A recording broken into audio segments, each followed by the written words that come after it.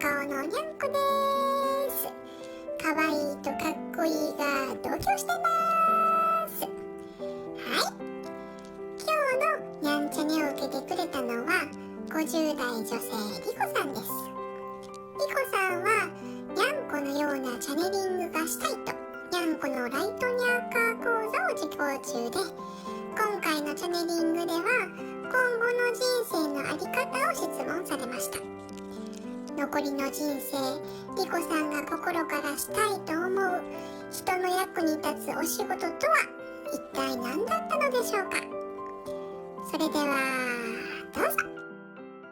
お聞きすると決められましたか？これからのあり方っていうかな、私の場合はタロットから派生してチャネリングとかに興味を持ったんですけど、私はタロットの方をやっていきたいんだけど、アートの方もやっぱ素敵でずっとデザインしてたんで、何のデザインですか？パソコン使ったデザインね、20何年間やってたんで、それをもうちょっと違う世界みたいなって思ってスピリチュアルの方に行っていったんだけど、その中でもやっぱりね、自分でブログ作るにしても、作ってるのが楽しくて仕方なかったりとか、それとかアナログで絵の具いっぱい買い揃えて手で描くものとか、そっちの方がやっぱり基本的に好きなのかなとか思ったり、すごい道がたくさん分かれてて、どうしてやっていこうかなみたいな感じなんですよ。もうあと自分の残りの人生考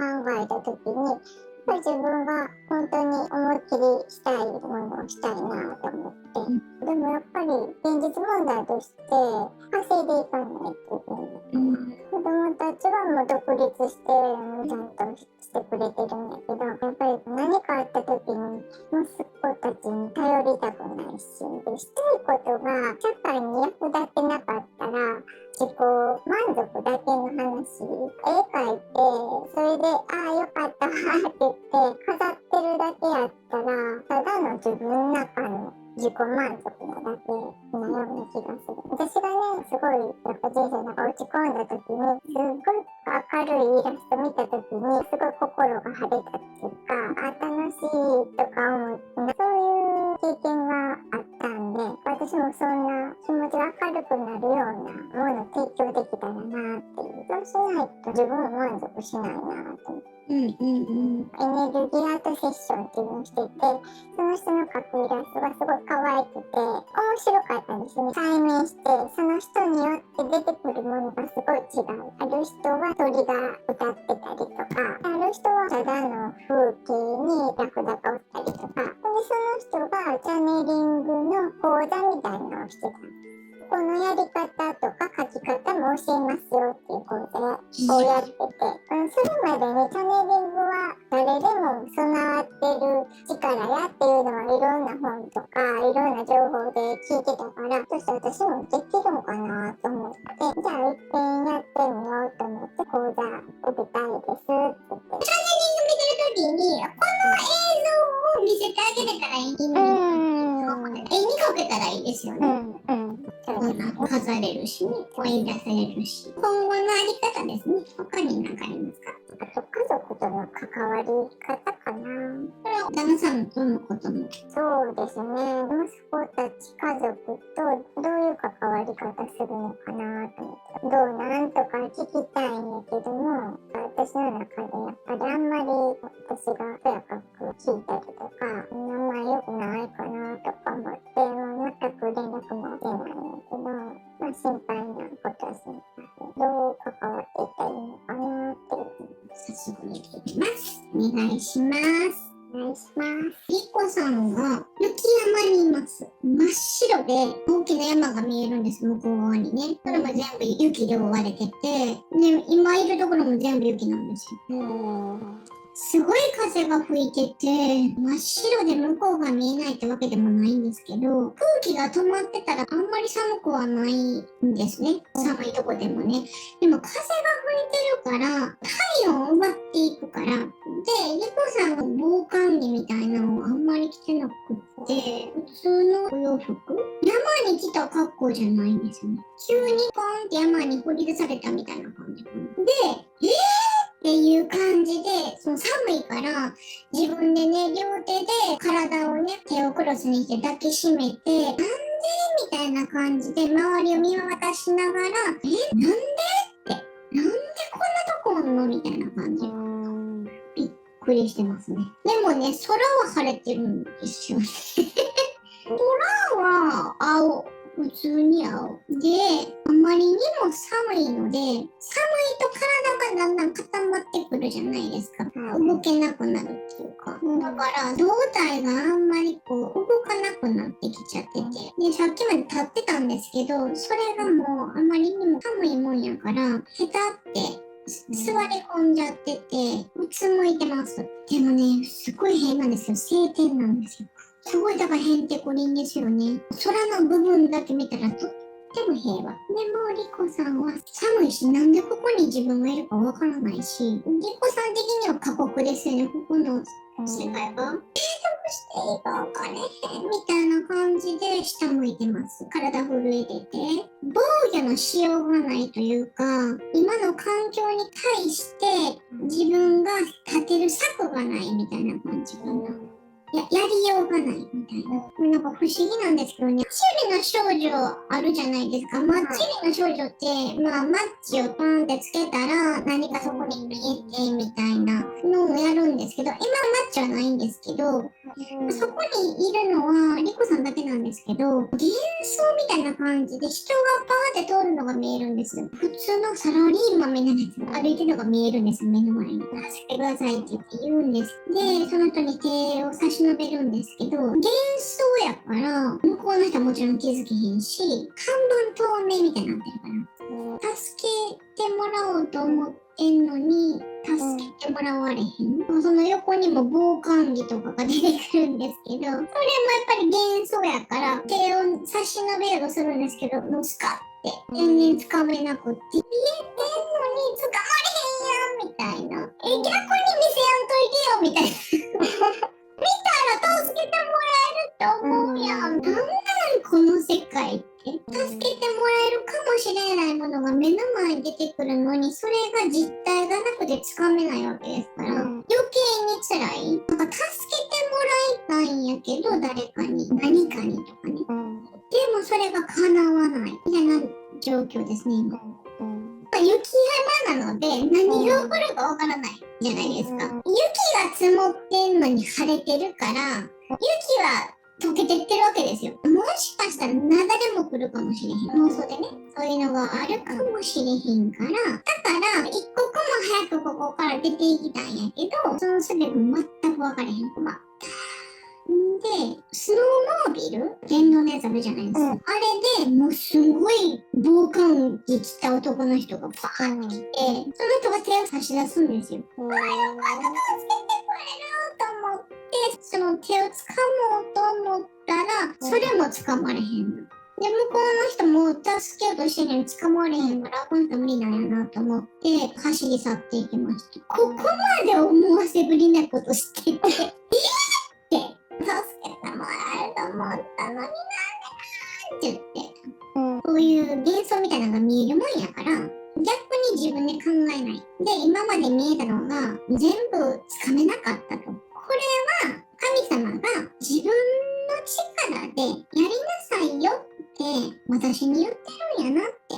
最初は誰かに助けてもらおうと思ってたし、困ってたら助けてくれるやろ。だって困ってんねんから。よくあるじゃないですか、そんな話。困ってる人に奇跡的に助けの手があって、それ助かりました。そういうのがあるかなって思ったけど、全部幻想で、全部実体がなくて、全部つかめなかった。だから、なるほどなと。これは神様が人に頼るんじゃなくて、自分でその方法を探してやらないといけないよっていう、逆にそれが自分にとってのメッセージやったんかもしれへんなって思い立つんですね。これはこれで神様の助けなんやなって、今意を決して立ちましたね。まあ結構長いことここに座ってたみたいで、足が埋まってたんですよね。足が半分積もるぐらいは雪が積もってたみたいです。体についてた雪をパンパンパンって洗うんです。わかりましたと。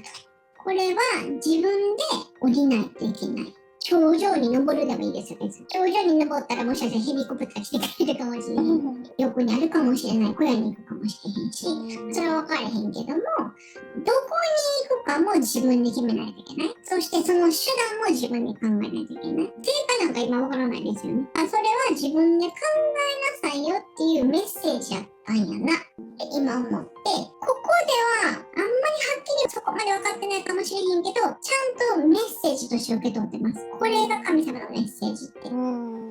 今風読んでます。さっきと変わらず晴天ですね。で、今すごい雪山なんですけど、風がないので過ごしやすいです。だから今までの風というのは自分の迷ってた心、自分で何とかしようとしないっていうことは、周りにすごく影響されるっていうことやから、自立してないっていう時に起こる周りからの影響が風やったみたい。でも今自分でやるって決めた時に風がやめました。そっからどうしようかなって、周り見渡したら雪山。でも木はポツポツとあるんですよ、向こう側に。私から見て右側に木があって、正面にね、猫さんいらっしゃるんですけど、右側の奥の方に家があるみたいです。ログハウスみたいな感じ。よくあるよね、山小屋みたいな。よく見たら煙突から煙も出てるし、って。さっきまでは気づかなかったんですよね。そんなに遠くないんです。結構近くにあるんですよね。よくよく見たらね、すごく近いところに山小屋がありましたね。人がいるやんみたいな。助けてもらえるかもしれない。道も知ってはるやろうし、移動手段があるかもしれないじゃないですか。何かしら知恵をくれるかもしれない。ちょっと行ってみようと思って、ちょっとドキドキしますけどね。よかったと思って、手を振った感じで歩いていきます。自分で何とかしよう。自分で人生を切り開いていこうってしてるから今。だからすごく楽しいし、生き生きしてますね。今ドアの前まで来ました。ドンドンと。すごい緊張する。クマみたいな男の人が出てきてどうしようとか、自慢な人が出てきてどうしようとか、ピンクスの人やったらどうしようとか、すっごい困ってんのに、門前払いとかされたらどうしよう。でもこれしかないから、サンサンってやります。背中から男性が出てきましたね。こんなとこに人みたいな。すいません。ちょっと私にもわからないんですけど、この山の中に急にいたんですと。私は雪の中では夜とかは過ごせないので、こんなこと言うのは申し訳ないんですけど、ここにちょっと一泊させていただくか、それか、もしこの日のうちに降りれるんだったら降り方とかをちょっと教えていただきたいなって、もし余ってる防寒具とかがあれば貸していただきたいんです。もちろんそれは選択してまた後日お返しに上がりますので、みたいな。すごい丁寧な感じでお願いしてますね。で、びっくりしてます。優しそうな男性なんですよ。入ってください、入ってくださいって言って、暖炉もあるし、今ちょうどお昼でご飯食べようと思ってて、スープ食べようとしてたのかな。ちょうど今スープ作ったとこなんですって言って、どうぞ食べてくださいみたいな感じで、そんないいんですかみたいな。見知らぬ人が急にね、入ってきたのに、ご飯すぐに、ありがとうございます。自分が想像してたのと真逆ですよね。すいません、そこまでしてもらうつもりはなかったんですけど、みたいな。でも、旦那さんは全然いいですよ。困った人がいたらもちろんそんなん当たり前やし、どういう経緯でそんなんとか知りませんけど、どっと食べてください。日光が出てるとはいえ、普通の服で外にいらっしゃったのはすごく寒かったやろうし、いつから食べてないか知りませんけど、お腹も空いてると思うので食べてくださいって言って、すごく雰囲気のある小屋なんです。よくあるような暖炉が奥にあって、木の椅子とテーブルがあって、木の丸いお皿にスープ入ってて、木のスプーンでどうぞって言ってスープ出してくださいました。で、そのスープをいただきます。で、泣いてますね、リコさんは。この人の親切さとか優しさがすごい嬉しいみたい。男性からしたら当たり前なんです。でも、リコさんからしたら、戸を叩く前にね、すごいいろんな妄想したじゃないですか。自分の想像との差が大きかって、こんな見ず知らずの人に、こんなすぐにね、優しくしてくれる人はいるんやって言って、このご飯買って、もしかしたらこの人の夜ご飯やったかもしれないですよ。余ったスープがね。でも自分が食べることによって、この人もう一回夜ご飯作らないといけないかもしれないのに、それでも当たり前かね、スープを出してくれる優しさっていうのが、もう信じられへんみたいな感じ。こんな私なんかにみたいな感じかな。どっちかって言ったら。で、お腹空いてたんか知らないですけど、スープのお皿を傾けて、最後まで飲んでますね。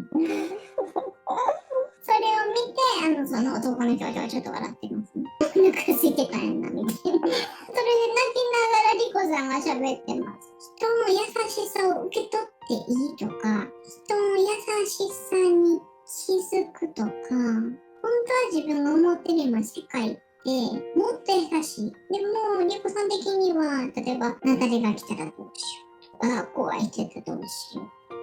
自分はこんな親切にされる価値がないみたいな。なのに、それが思ってたのと違う。人に優しくしてもらえるに値する人であるっていうのが分かれへんかったみたい。そんだけしてもらう価値が自分にないっていう感じ。でも、今この男性に優しくされて、この男性がいいって言ってるんやから、私もこのスープいただいていいのかなって。その人がね、もちろん、泊まっていってもいいよって。ベッドがないみたいですけど、でも、寝やすそうなソファーはあるし、布団はあるし、暖炉もずっとつけてるし、この小屋の中はずっと暖かいから、外はね、夜になったらすごく冷えるので、外に寝るってのは絶対無理やから、で、今から下に降りるのも、もうちょっとしたら日が落ちるので、下に降りるのが無理やし、だからもちろん泊まってって当たり前ですよ、人として。って説明してるんですけど、男性がね、こんな当たり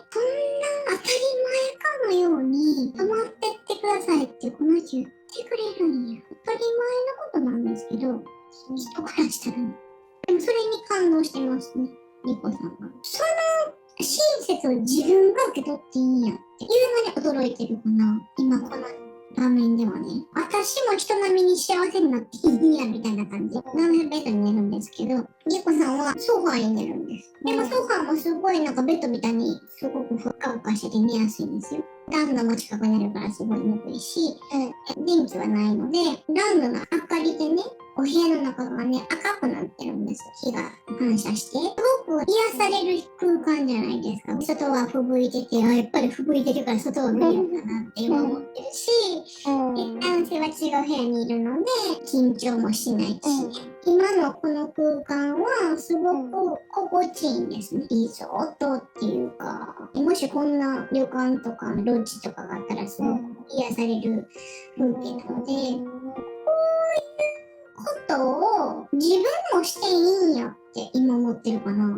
私から見たら当たり前なんですけどね。普通の親切とか、人並みの幸せとか、このちょっとしたとても楽しい空間ですね、今。それを自分も味わっていいんやって。自分はあの山のね、風がフィービービービー吹いてて寒い、防寒着も何もないみたいな、あそこにいないといけないみたいな感じ。自分の心の中ではね。そういうのが自分にはふさわしい。そこにいて、寒い思いをして、辛い思いをして、誰も助けてもらえないっていう辛い思いをするっていうのが自分にはふさわしいって思ってんのかな。でも今は真逆でしょ。すごい素敵なお部屋にいて、壁がね、赤く照らされて、すごいいろんな親切を受けてね、ご飯食べさせてもらえて泊まってね、負の感情はないですよね、男性に。そういった中で自分がね、そんないい待遇を受けてるっていうのが自分もしていいんやなっていう不思議さがあるかな、今。自分が本来いるべきところは最初にいた雪山やのにね。そのギャップが今ありますね。辛い思いをしないといけないって私は。なぜなら、いろんな人に愛を返せなかったから。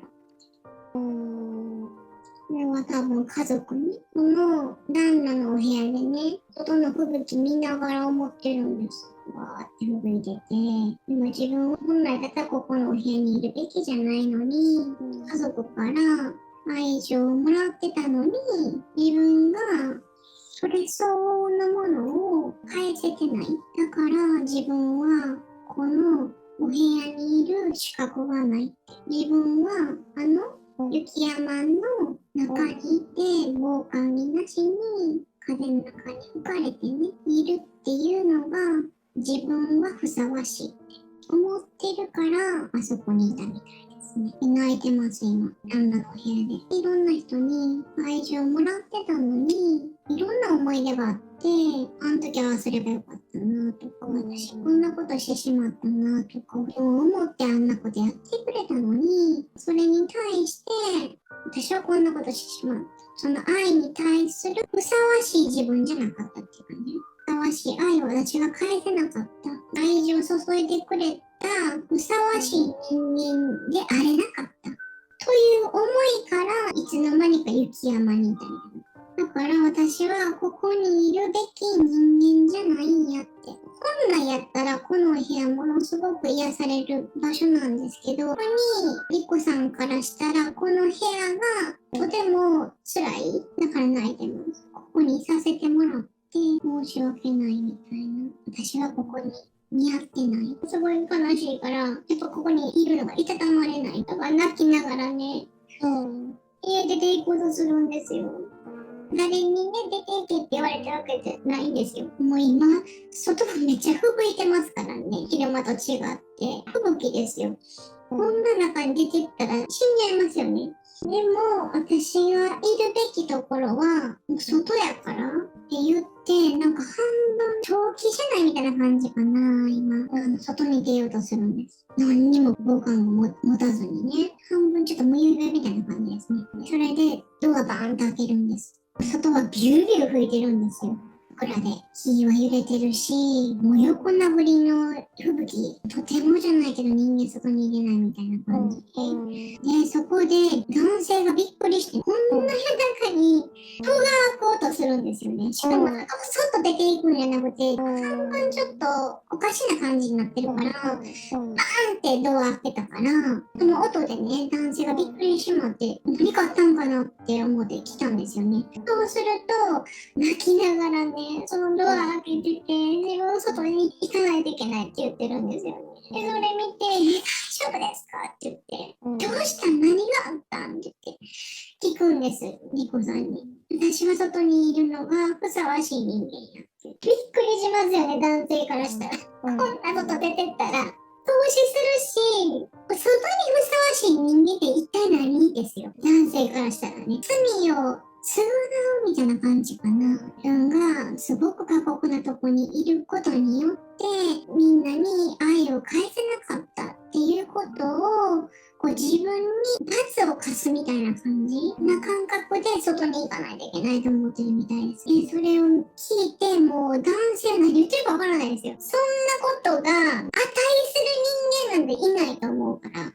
でもこの人からしたらね、まあ、現実的に外に行くのは危険なのでね、止めます。でも、様子がおかしいので、この人はやっぱり辛いことがあったというか、抱えてるものがあるんだなっていうのが、この優しい人には分かったみたいですね。ちょっと目がうつるになってるんですけど、リコさんがね。リコさんを、もともと寝てたソファーに座らせて、何か飲みなさいって言って、温かい飲み物を持ってきてもらって、でもそれをね、手に取ろうとしないんです。半分ちょっとおかしくなってるからね。背中に手を置いて、起きてますかみたいな。大丈夫ですかっていう感じで、今飲み物ちょっと飲んだらね、起きるかもしれへんしってことで、もう手を出さないので、手をマグカップに持っていかせて、その時に初めてリコさんが男性の顔を見ましたね。夢と現実の半分半分みたいな感じかな。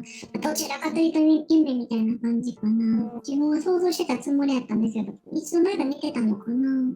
そんな感じで、私なんかしてましたみたいな。覚えてないみたい。人に行こうとしてたのも。で、この人覚えてないんやと思って、男性は思ってる。リコさんも考えてたつもりやったんですね。横になってね、気持ちいいなと思ってたつもりやったんやけど、今の状態は座っていつの間にかマグカップ持ってるわけじゃないですか。なんでってさっきと違う感じで、今覚えてないです。で、男性がこの人ははっきり自覚はしてないかもしれへんけど、きっと辛いことがあったんやな。で、この人分かってはれへんな。だから、辛いことがあったんですねって。辛い思いを抱えてるんですねって。自分が覚えてないぐらい、覚えてない時に行動してしまうぐらい、潜在意識の奥の方にまで、その自分の思いがいってしまってるってこと。こういう無遊病みたいになってしまうってことは、何があったかはわからないけど、自分が外に行かないといけない、辛いところに自分を置かないといけないっていう思いに駆られる何かが、この人にはあるんやなって思って、ミリコさんの背中に手を置いて、とりあえず飲んでくださいって言って、何が起こったか覚えてないけど、ちょっと疲れてるみたいですね。で、今も話せないので、寝れますかって言って、で、そのままソファーに寝て、男性が、ミリコさんが、もう一回出てったら困るから、ドアにきちんと鍵かけて、何か棒とかもして、ちゃんとロックして、で寝てるのを確認してから2階に行きましたね。今朝になりました。でもさんも起きて、今ソファーに座ってますね。半分寝ぼけてて、外は晴れてて、太陽の日差しが入ってきてね、小鳥の鳴き声も聞こえて、でも、リムさん寝ぼけててぼーってしてるんですけど、外を見ながらね。何かしたような気がするな、昨晩ね。そもそも覚えてないし、何やったんかなみたいな。2階から男性が降りてきて、そうやな、この人に助けてもらえたなと。家に泊めてもらおうって意味でね、優しい人やったなって言って。で、朝ごはん食べますよねって言って、当たり前からにご飯出してくれて、会話なく、リコさんはちょっとぼーっとしながらご飯食べてますね。リコさんは覚えてないんやけど、男性はもちろん昨日のことを覚えてるので、本当大丈夫かなみたいな観察しながらご飯食べてます。男性から見たら、自分が覚えてないぐらいの思いがこの人にありはる。この人がどんだけ自覚してるかは分かれへんけども、すごいしんどい思いがね、この人にあるんやなって思ったみたいですね。男性が迷ってるみたいですね。昨日のこと言うか言えへんか。本人覚えてないのに、それ言ってしまったら、この人のしんどさをほじくり返すことになるじゃないですか。もし覚えてないんやったら、日中はそこまで深いとこ出てけえへんみたいやし、日常生活できるから、気づかなかったふりをして、普通に会話することもできるし、突っ込んで、昨日実はあんなことあったんですけど、すごい辛い思いがあるんじゃないですか。僕には事情はわからないけども、それが、雪山のとこに自分は自覚ないけど急にいたっていう理由にもつながるかもしれへんし、だからそこを聞いてあげるのが、この人のためになるかもしれへん。だからどっちがいいんかなってすごい迷ってる。でも本人の自覚はないけど、やっぱり困ってるんですよ、このリコさんは。だって辛い思いがあるから。で、そもそもその雪山にいたっていうのも本人も自覚ないのにね。そのことを追求せえへんかったら結局そこが分からずじまいやし、大きな集中できますよ。雪山にいたから山小屋に入りましょうとかね、お腹空いたから食べますよとかね。でもそもそもなぜ雪山にいるのか。雪山に次からこんな急にね、ポンって掘り出されないためには、そこの原因を見に行かないと、同じことがまた起こりうるんですよ。悪夢みたいかな。同じことを繰り返す原因がわからないまま、悪夢みたいに繰り返すループ映画ってあるじゃないですか。あんな感じで繰り返すことになるかもしれへん。でミリコさんは外を見てます。晴天で、そのように吹雪が止んでるんですよ。リコさんを見たら平和そうに見えるんですよね。だって覚えてないから。でもそうじゃないっていうのは今男性は分かってます。で、この男性は結局、リコさんに言うことを選んだみたいですが、びっくりするかもしれないけど、夜中にリコさん覚えてないかもしれないけど、入部みたいな感じで、外に出ようとしてドアを開けてたんです。泣きながら。自分は外にいるっていうのがふさわしい人間やって。それで罪を返さないといけない。罰を受けないといけない。って思ってるみたいだった。でも自分はね、男性はね、そういう罰を受けないといけない人間はいないと思ってる。そもそもそこの考え方が自分とそのリコさんの間ではちょっと違うと思思ってる。でもリコさんはそういう風に思ってしまう経緯がきっと今まであったんやろうねって。でそこを自分で気がつかないと今負のループみたいに悪夢みたいなループ、自分で真相を分かってない、いつの間にか雪山にいる、それに対していろんな人に助けを求めるとかね。でももう一回下の村に帰っていつの間にかまた雪山にいるっていうループ映画みたいなとこにハマってるから、それはやっぱり良くないなと思うから、そのままそのループにいるのがいいのか、自分は罰を受けるべき人間なんだって思ってるっていう原因を見ていかないと、ここから抜け出せられないと思うんだっていうのを説明してます。えりこさんはびっくりしてますね。潜在意識で分かってないのに。あ、そうなんや。きっとこの人は嘘つけへんと。だってすごいいろんな親切してくれたわけですよ。そんな人が自分を惑わすような嘘はつかない。だからこの人が言ってんのはきっと本当なんやろうなって。自分が無遊病みたいに外に行ったっていうのは全然覚えてないけど、確かに朝起きてたら疲れてたし、この人が言ってたように自分は潜在意識で分かってないけど自分を責めるっていう行動を無意識のうちにやってたんやな。この人が初めて気づかせてくれた。自分がこのループの中にいる。そして無遊病っていう症状が出るぐらい自分を責めてる。自分に価値がないと思ってるっていうのをこの人が教えてくれたんやなって。この人だってやっぱりこれを言うのかってしんどいわけですよ。反発するかもしれないです。そんなこと私してませんよとかね。あ、この人頭おかしいんちゃうかなとかね。思うかもしれへん。それでも言ってくれたっていうのは、これはもう私のためでしかないって言って、ちょっとびっくりしてる。この人の優しさ。この人は本当に私のためを思って言ってはんねんなって。で、これは神様の使いかなって思ってるみたい。この男性の奥に神様の姿を見てる。神様の愛かな。神様の差し出す手とか。この人を通して自分に届けられたみたいに思ってる。ここで初めて神様が助けてくれてる。雪山でなんで神様が助けてくれへんねんとか思ったけど、今本当に神様が助けてくれてるんです。この男性の愛を通して、神様はね、三次元的じゃないので、三次元であるこの男性の優しさを通して、神様の愛が今、リコさんに届けられたみたいな感じ。だから、泣いてるかな、リコさんが。見捨てられたとか、見放されたとか、助けてくれないとか思ってたけど、そうじゃなかった。ここの段階じゃないと神様は助けてくれなかったんです。だって、雪山で何もせずにね、助けたってね、リコさんのためにはならないですね。自分でちゃんと歩み出してね、自分で声を見つけて、自分で勇気を出して遠ノックしてね、自分から何かを解決しようとする。それをやって初めて今ここで神様の助けが届く段階になった。こんな私でさえも神様は助けてくれるんやって。神様が助けてくれるに値する人間なんやって今思ってる。それを感じて泣いてます。で、今は男性と神様みたいな白いひげを生やしたね、すごい典型的な神様なんですけど、その人の映像が今ダブって見てるんですけどね。で、すごくその神様がめっちゃ光ってるんですよ。すごい神々しい綺麗な光が神様からわーって走ってるんですけど、その光をすごい今全身に受けてて、それがもう愛そのものなんですけどね。今までの工程すべてが愛やった。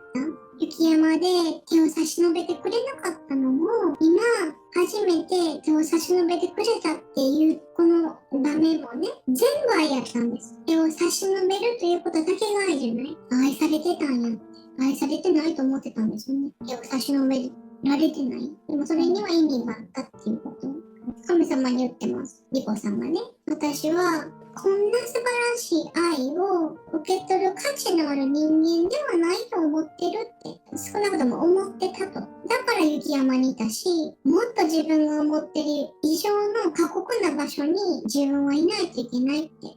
なぜならそれに値する人間やから。だからもっと厳しいところ、そこですごく辛い思いをしてね、耐えてこそみんなに返せるっていうか、みんなの愛に返せるっていう意味かなと思ってたから、自分には自覚なかったけど、雪山にいたっていうのは自分の意思なんですよね。最初わからなかったけどね。あれは誰がやったのでもないんですよ。自分がやってたんですよね。だからそこにいたし、これからもそうするつもりやって。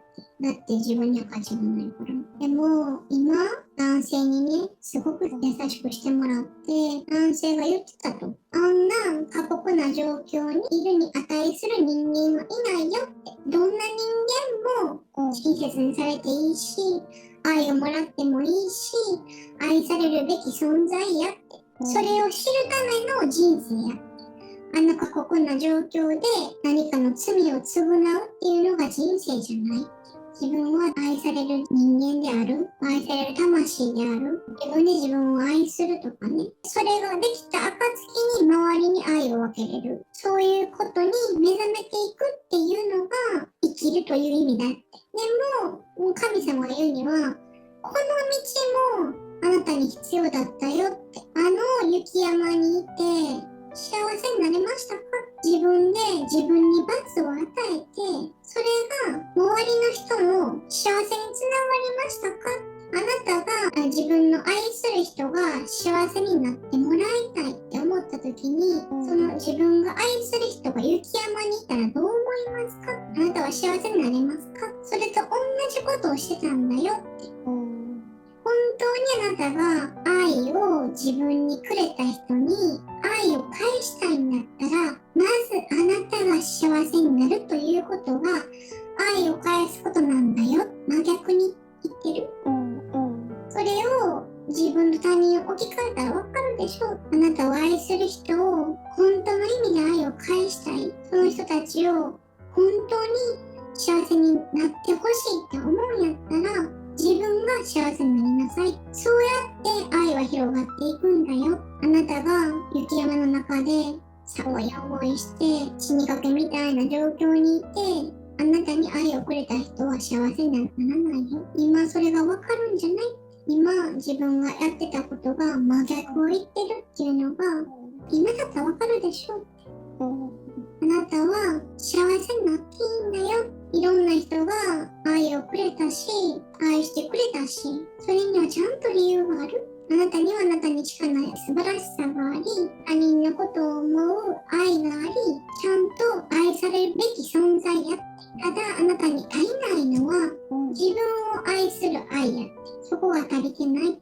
いろんな人が愛してくれた価値がちゃんと自分にもあるっていうことを自分で自覚しないといけない。それをここの住人は知ってる男性がね、今それに気づく段階じゃないですかって。あなたが愛を返せなかったと思うんやったら、本当に返したいんであれば、まずあなたが幸せになりなさい。それこそがあなたの愛の返し方であるんだよ。自分を愛しなさい。自分を愛すことこそ、自分が幸せになることこそ、それこそが周りの幸せだよ。周りの人が自分にそうやって接してくれるかのように自分を大事にする。それこそが愛を返すっていうことやって。本当はこの世界は愛に溢れてる。本当は自分はね、自分の潜在意識で、雪山に来たり、風が吹いたりしたんですけど、本当はずっと晴れてるんや。どういう天気になってるか、自分の意識で決まるから、本当はずっと晴れてるよ。自分がそれに気がつかないといけない。でそれを今神様が喋ってるんですけど、半分ショックみたいな感じで聞いてますかね。はっきりとこの段階に来たとは自分では分かってないから、はぁみたいな感じ。びっくりしながら聞いてますね。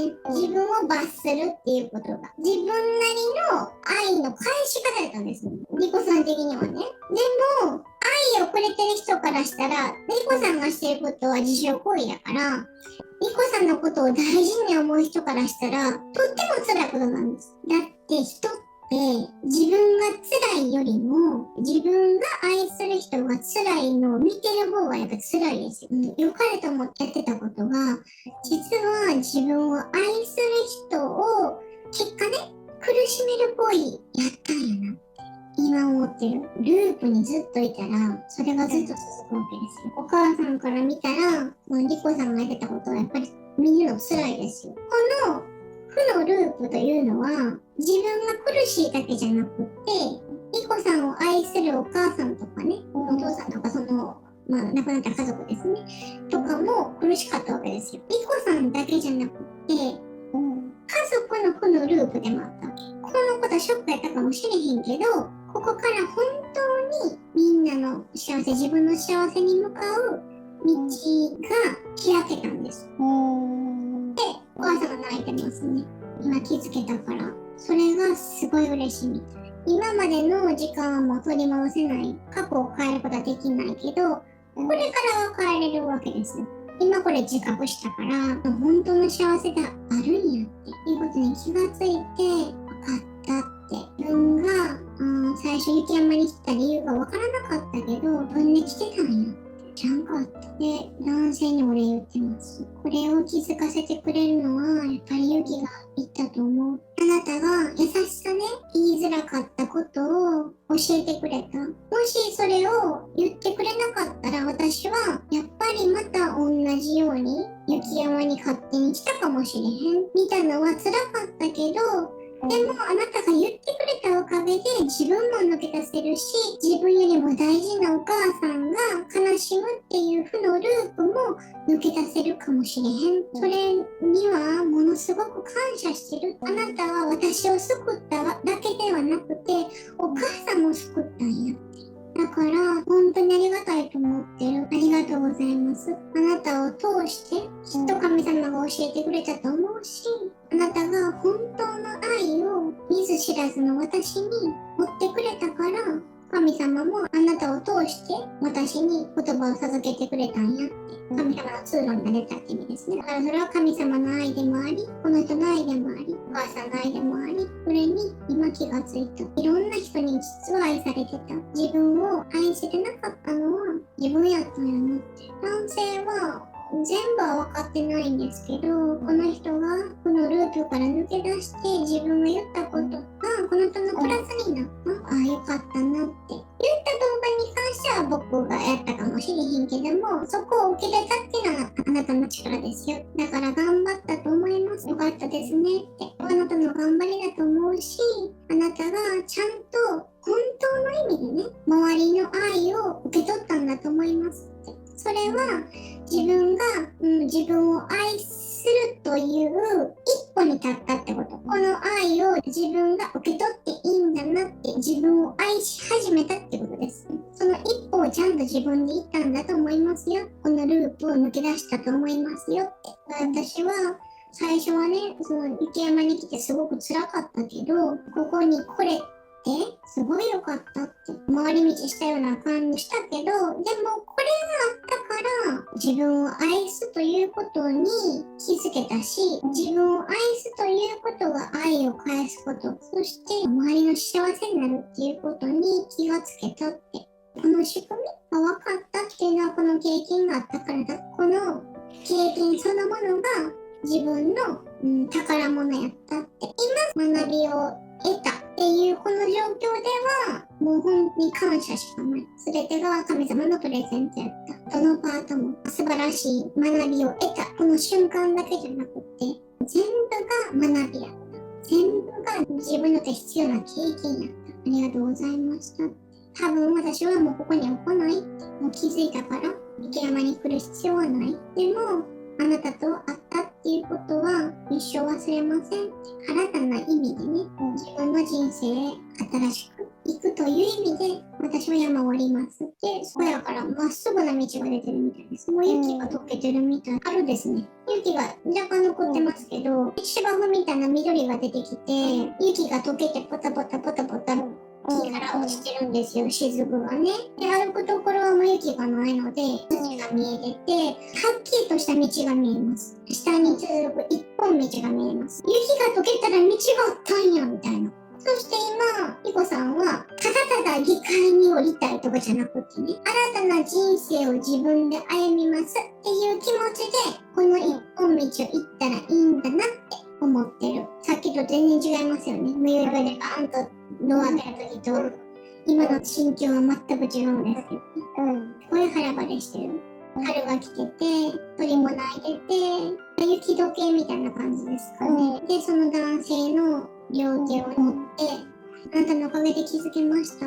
自分一人では多分ずっと雪山にいたと思う。でも今私はこの春の陽気のように、すごい心が満たされてる。自分を傷つけなくていい。愛していいんや、自分のことを。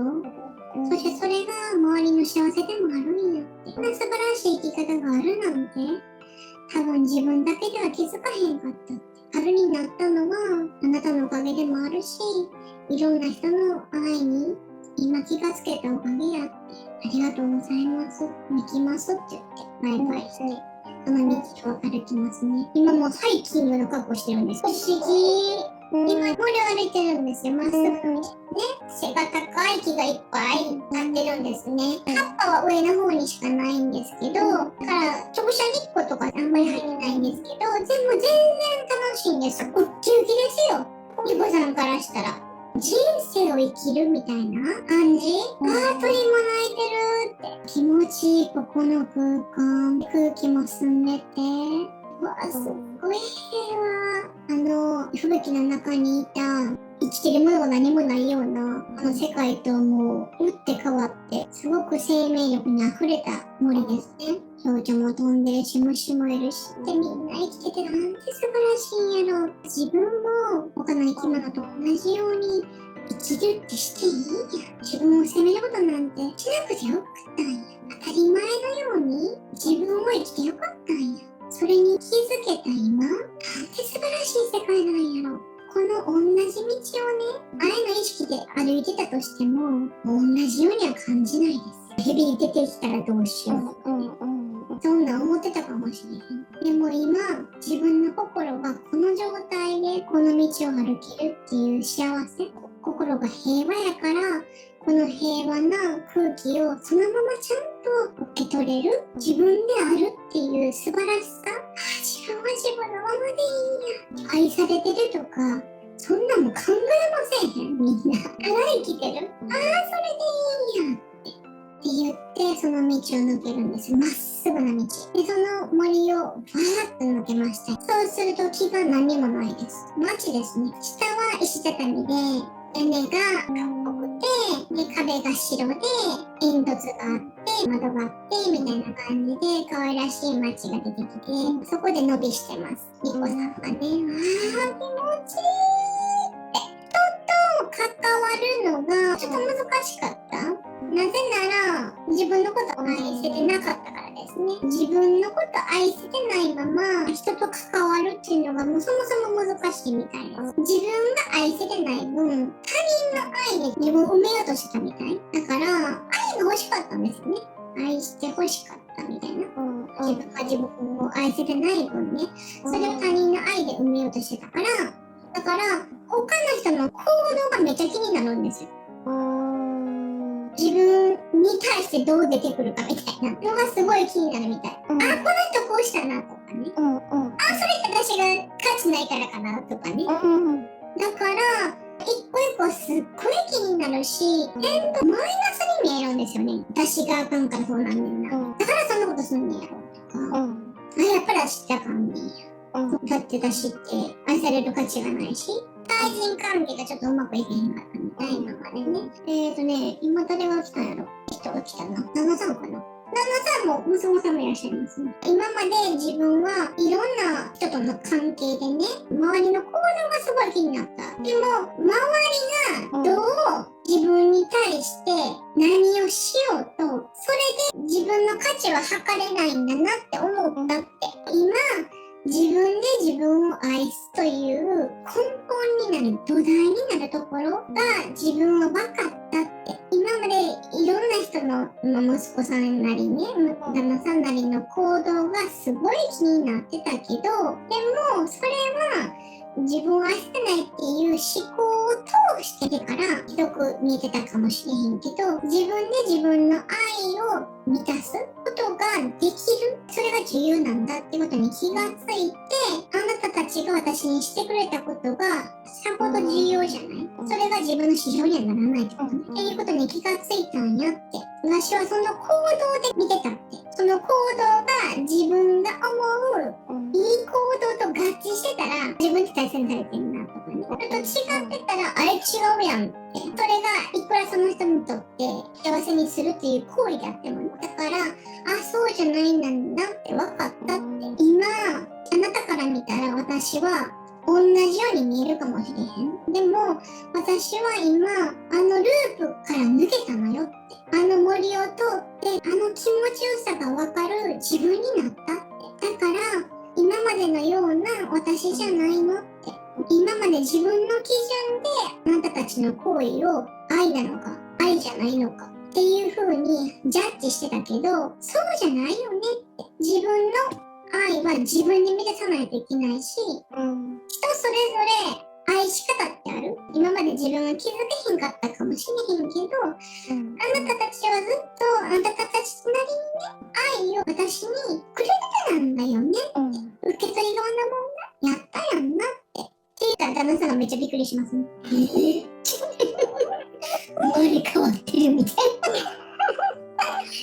私、今旅をしてきたの気づけへんかったと思うけど、私もループ映画みたいにずっとぐるぐる回ってたし、小屋に泊まってすごい体験をしたんだと。結果、今あなたたちの話が分かるようになったよって、ずっと愛くれてたんだねって。